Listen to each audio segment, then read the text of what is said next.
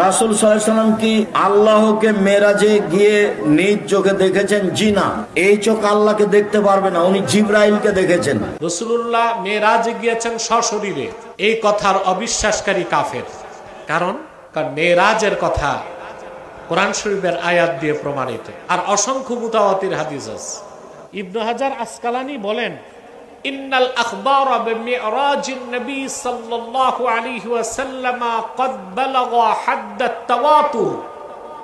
রাসূলুল্লাহ যে মেরাজে জাগ্রত অবস্থায় গেছেন সশরীরে, স্বপ্ন যোগে না, রুহানি ভাবে না, জিসমানি ভাবে রাসূলুল্লাহ গিয়েছেন আল্লাহর কাছে।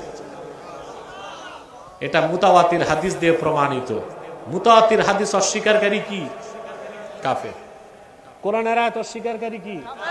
কাফের। একটি বিষয়ে মুহাদ্দিসগণ মতভেদ করছেন যে আল্লাহর রাসূল আল্লাহকে চর্ম চোখে দেখছেন কিনা। কথা বুঝতেছেন?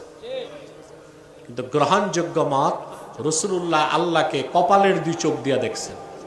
বড় দুঃখ লাগে আমার, রজব মাসে বাংলাদেশে কিছু স্কলার আছে, টেলিমৌলবী, এদেরকে মাঠে পাওয়া যায় না, টেলিভিশনে পাওয়া যায়। বুঝলেন না?